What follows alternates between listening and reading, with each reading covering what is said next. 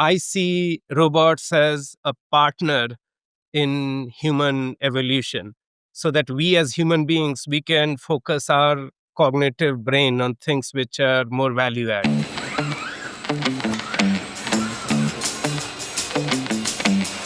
People before machines. Conversations on the chaos of factory automation from Monday morning to the very near future. An Eclipse podcast. Welcome to People Before Machines. Conversations on the chaos of factory automation from Monday morning to the very near future. I'm Amanda Cupido, a speaker, author, and entrepreneur with a passion for the intersection of technology and humanity. Today, we're discussing the ROI of robotics and how to get teams to embrace robotics on the factory floor. And now we know that's less about the technology itself and more about the people and processes around it. But we're going to get into all of this with today's guest, Ujjwal Kumar. He is the former group president of Teradyne Robotics, which is an advanced robotics platform that includes universal robots and mobile industrial robots, or MIR for short. They are recognized for being the pioneers and global market leaders of human-scale collaborative and autonomous mobile robots. Ujjwal has a 25-year career spanning multiple industries and major multinational corporations, including General Motors, General Electric, and most recently Honeywell, where he was the president and CEO of their process solutions business. Some of his specialties include mergers and acquisitions, global expansion, automation, and software and services solutions. Thanks for joining me today. Thank you, Amanda, for having me here.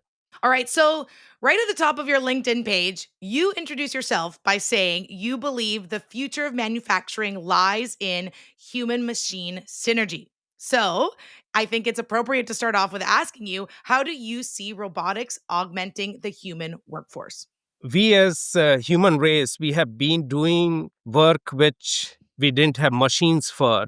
And slowly we got newer technologies to help us.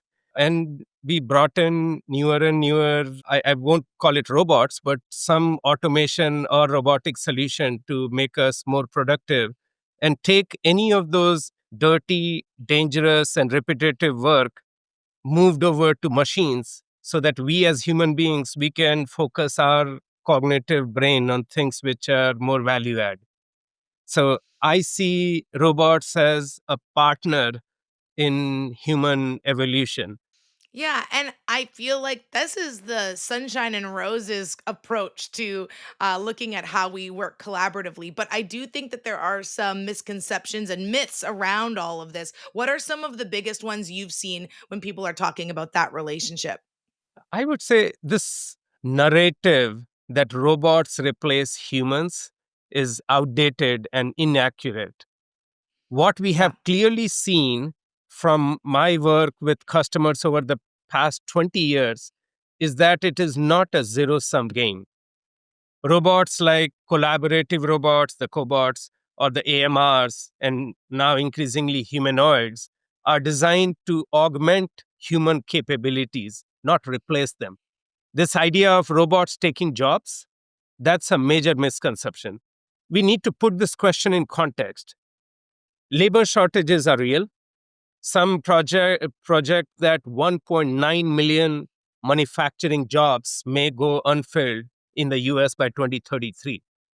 Robotics is a bridge to close that gap.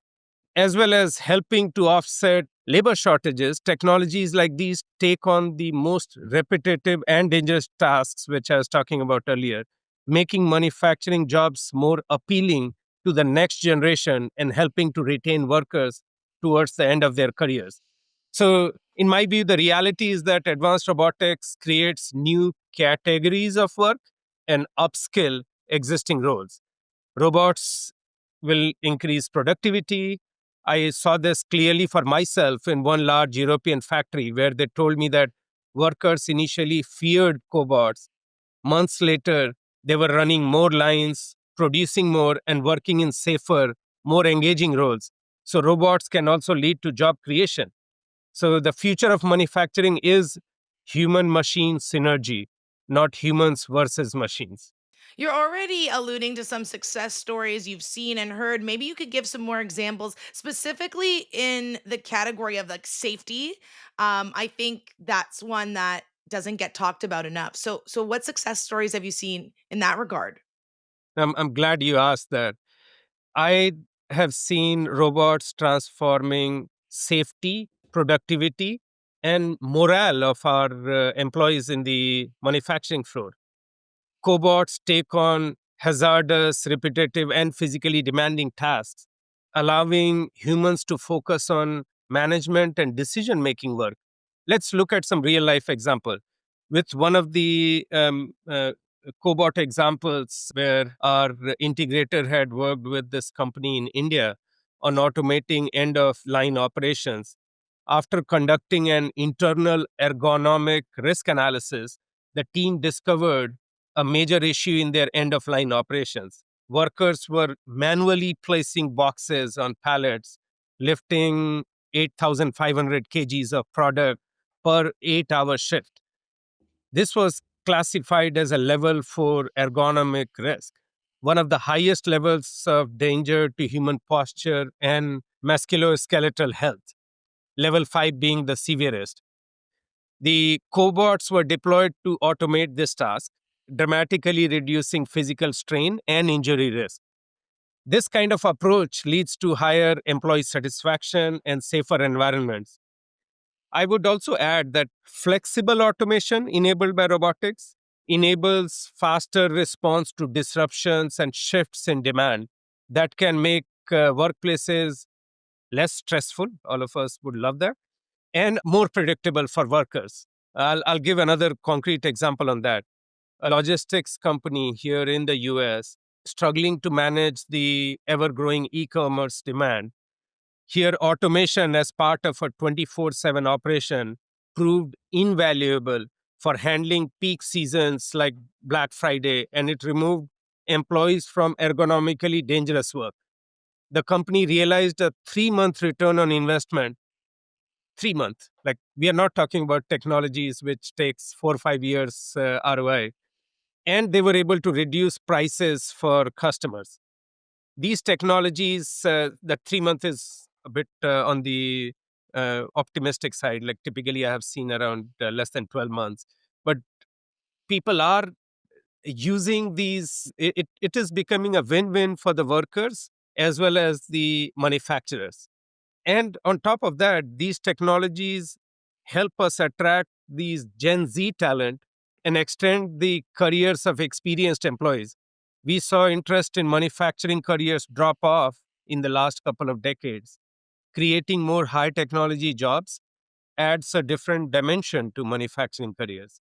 Wow, these are some great examples. There's so much to unpack there. I think one area I want to drill down more though on is the workforce morale piece of it all, because I think, and we'll get into the ROI and more about the numbers because I know that that's of interest too. But that morale piece, I think it's important to speak to because we see that there's also a lot of employees that sometimes reject this notion to start bringing in automation. They themselves are scared. So, what tips do you have for leaders who are trying to truly embrace robotics and not just check a box saying, yep, we did it? How do you get the team on board? I'll first focus on the employee morale piece. On the team, bringing team on board, you have to bring the workers on board as well as the manufacturers or investors, their investors on board. I can touch on both of them. For the workers, it's right now they like I'm looking at some of the factories we are trying to revive in our own Rust Belt here in US. The way manufacturing jobs had left US in my General Motors days when I worked in Michigan, I will not be able to attract the workers of this generation to come back to those same kind of, let's say, more like those kind of working conditions. Like, the factories used to be pretty noisy, even smelly. You need a very different kind of workplace to attract this new generation of workers, and they need to be trained differently than how they were trained for the previous generation of manufacturing work. So, to me, you want to attract workers, you need to reinvent your factory floor. Now, coming to how do we excite the manufacturers? I would say robotics is no longer just about cost savings. It's about resilience, flexibility, and strategic advantage. Automation is essential for competitive businesses, and the technology is developing at a breakneck speed, like all of us hear that in the news all the time. I have been asked before what manufacturers should prioritize over the coming years. My advice, like I have three advice. Number one, define the problem.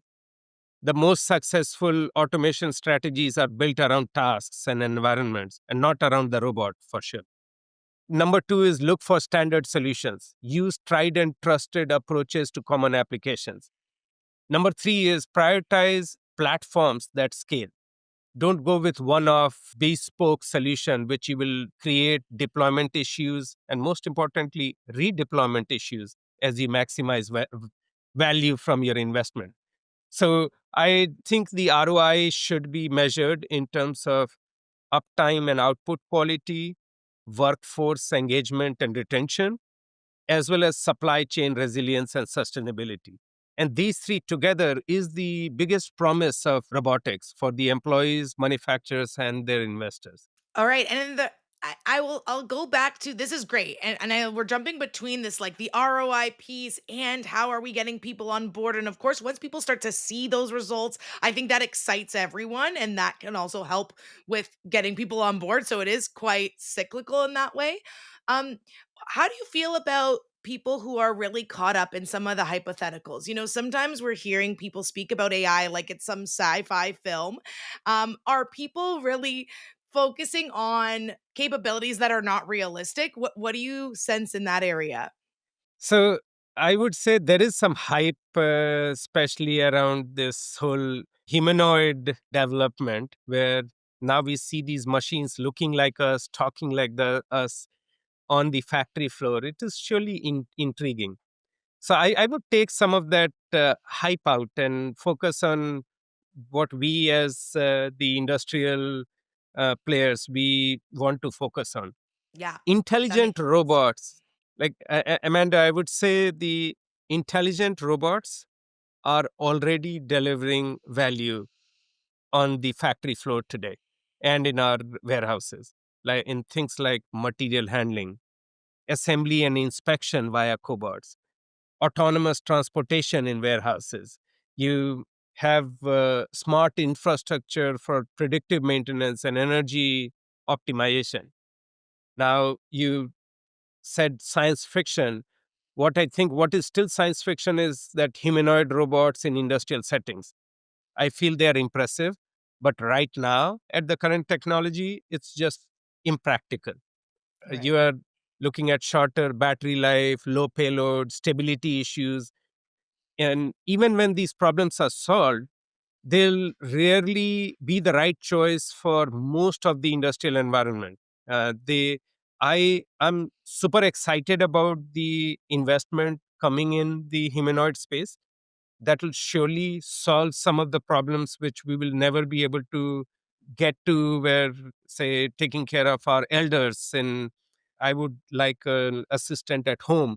Those kind of settings, humanoid will be a great fit. But for most of the industrial environment, I feel that function must come before form.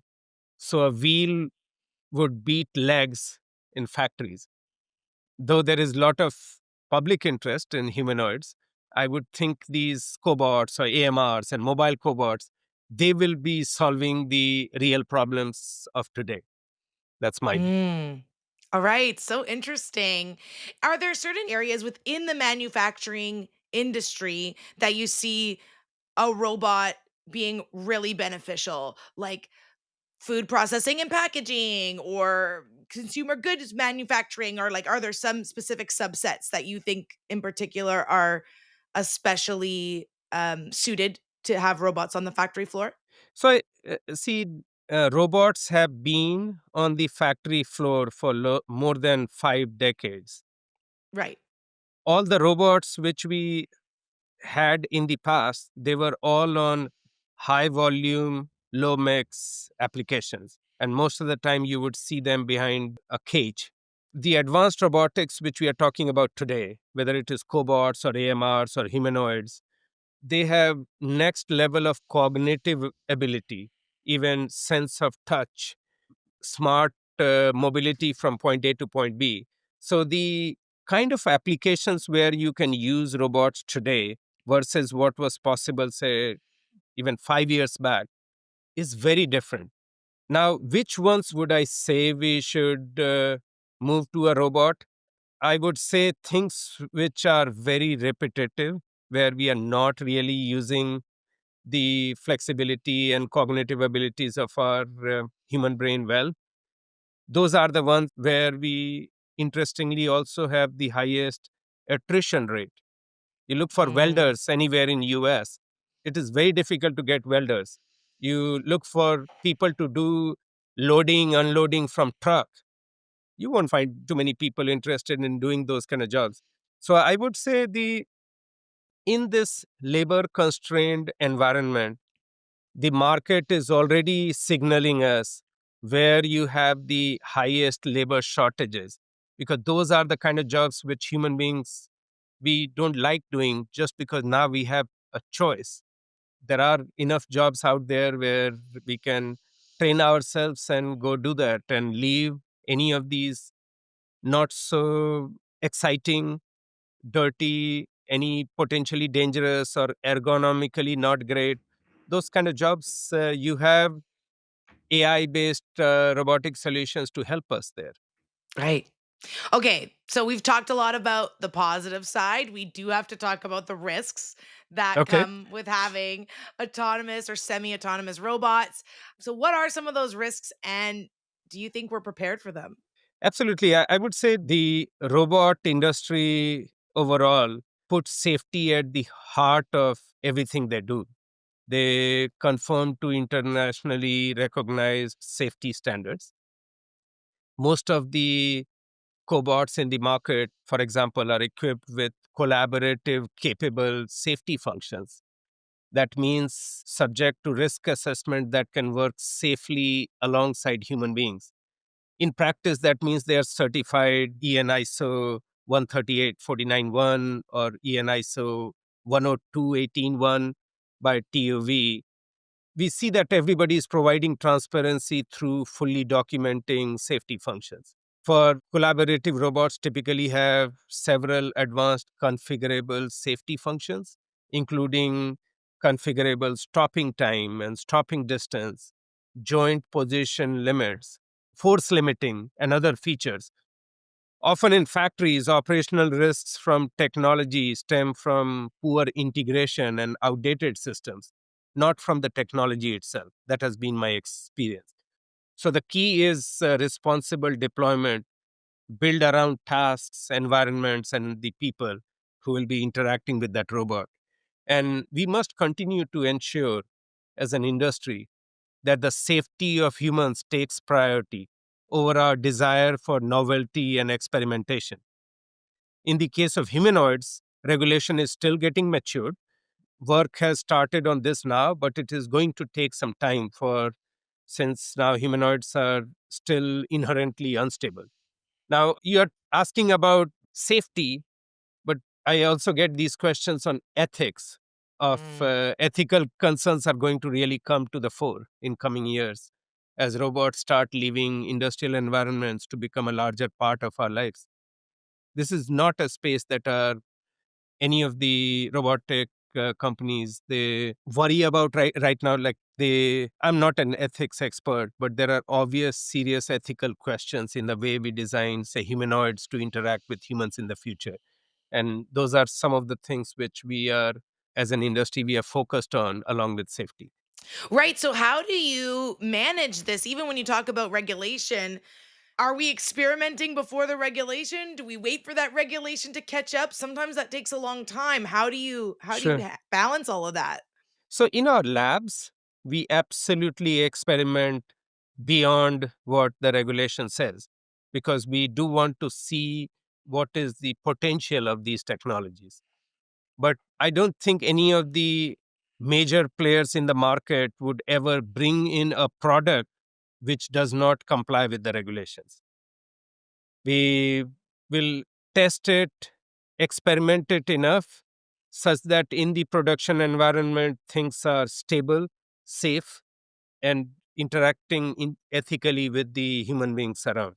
But what if the regulation just doesn't exist? So I'm It's tough. personally, it Yeah. is tough. I am personally engaged with several of those discussions with the industry group like A3 Yeah. to help our lawmakers think through the regulatory environment which we need for both continued innovation as well as integration of these robots in our factories and warehouses. That's amazing. You're defining it as we go, which is so important.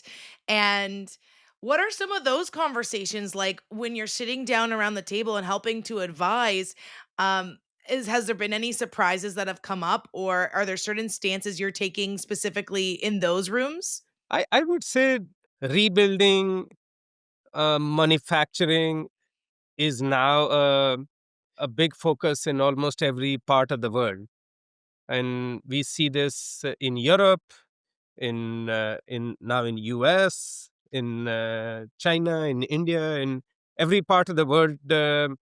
The lawmakers seem to be keen on bringing in the right technology in our factories and warehouses to keep their economies running in this labor shortage situation, which is going to get worse. We have an aging population in all major economies of the world, and we need to figure out how will we keep our standard of living and economies thriving in this new demographic reality. And so, do you have any tips? Speaking now of the global market, do you have any tips for how North America can stay competitive? In North America, I would say we are in the top 5 global markets for industrial robot installation, but it's still not enough. We lag behind several Asian and European countries on robot density in manufacturing and warehouses. I would say more in manufacturing than in warehouses. You see Korea, Singapore, China, Germany, add Japan to that, all have higher robot density than the US. Of course, some companies are very highly automated, but in the US, just 20% of mid sized US factories have robots. And this is a similar issue also in Canada and Mexico, which used to be the labor rich part of North America. Even in Mexico, we have historic low unemployment now. So the issue isn't, I would say, technology. It's like on the robot itself, the issue is more of its adoption. The companies are trying to solve today's problems with yesterday's tools. Some of those I have sold in my life in last 2 decades.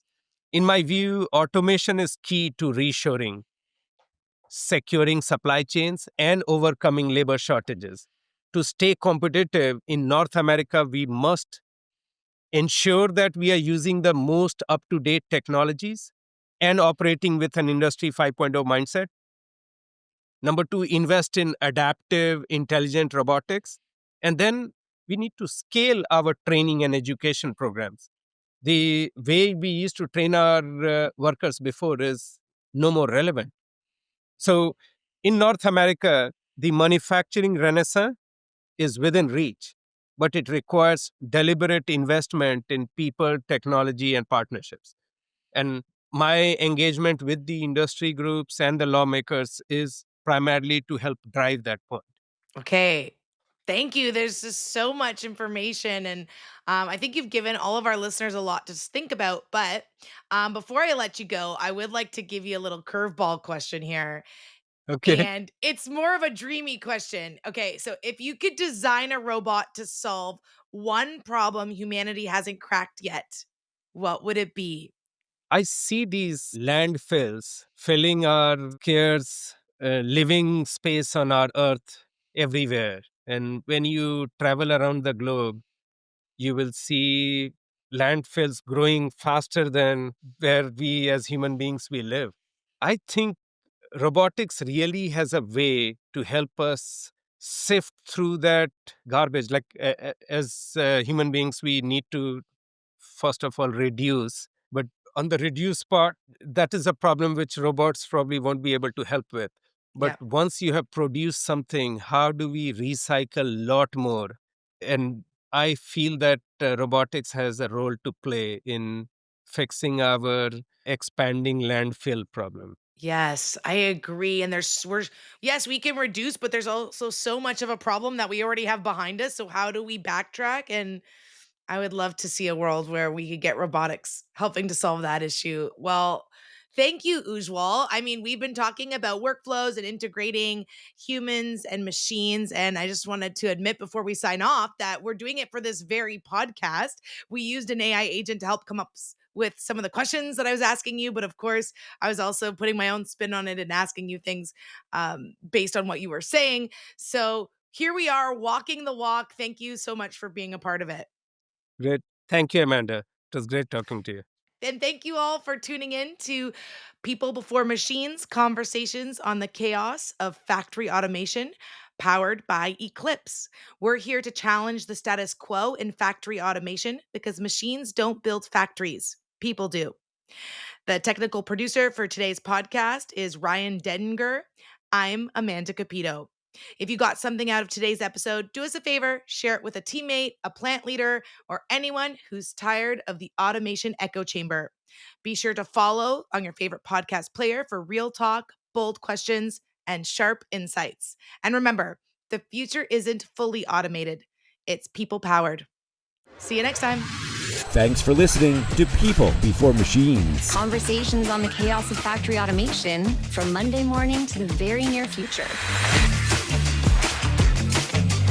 For past podcast episodes, search People Before Machines on Spotify, Apple Podcasts, Amazon Music, YouTube, or EclipseAutomation.com.